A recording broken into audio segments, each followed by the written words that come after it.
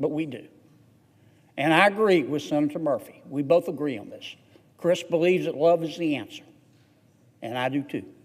But I own a handgun just in case, and that's my right. And every veteran has that right. And we shouldn't take away a person's gun without a judge, not a bureaucrat at the VA, ruling that person mentally incompetent. Hey everyone, welcome back to the channel. Today we're diving into a fiery clash on the Senate floor between Senators John Kennedy and Chris Murphy. This showdown is about veterans' rights, mental health, and the Second Amendment. Buckle up, because this is going to be intense.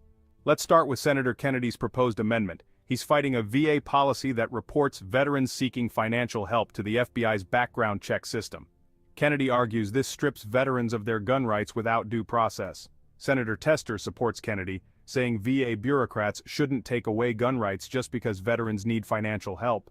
He quoted a Montana veterans advocate who said this policy is a barrier for vets seeking help. Under current VA policy, get this, under current VA policy, if a veteran who defended this country has to go to the VA and ask for help managing his or her financial affairs, the VA automatically reports that veteran to the FBI's National Instant Criminal Background Check System, we call it NICS, and that veteran loses his firearm. He loses his firearm automatically. No due process. No questions asked. This decision has not been made by a judge, it's being made by a bureaucrat. All our amendment would do would be to say, the VA, just because you've asked for help with your money, cannot automatically take away your firearm or report you to NICS unless a judge has ruled that that veteran is a danger to himself or to others. And I would like to reserve the balance of my time.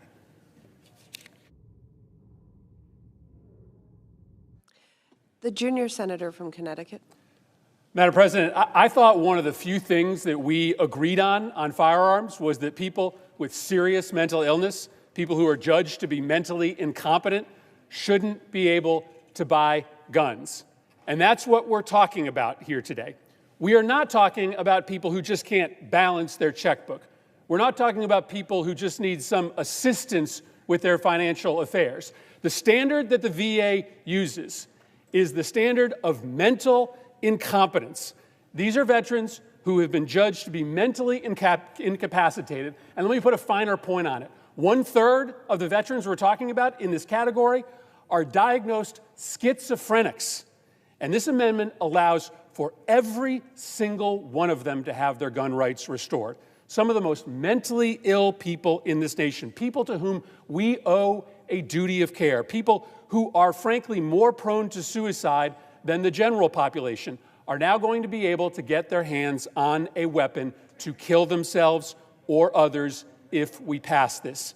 This is a death sentence for scores of deeply mentally ill veterans.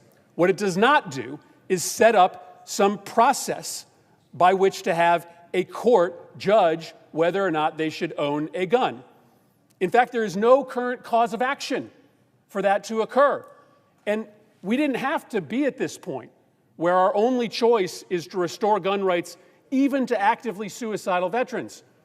We made an offer to sit down and try to work out a compromise, a better appeals process, a mechanism for these veterans to go to court.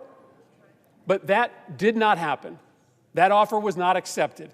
And so instead, Madam President, we are voting on an amendment that gives gun rights back to every single seriously mentally ill veteran who've been judged to be mentally incompetent, even those that are actively suicidal.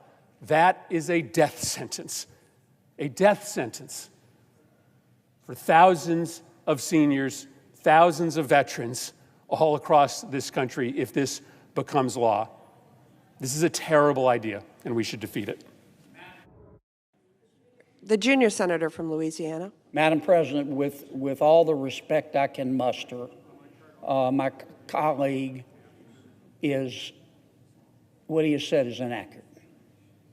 Now, I understand This is America. You can believe what you want. There's some people that wish we didn't have a second Amendment.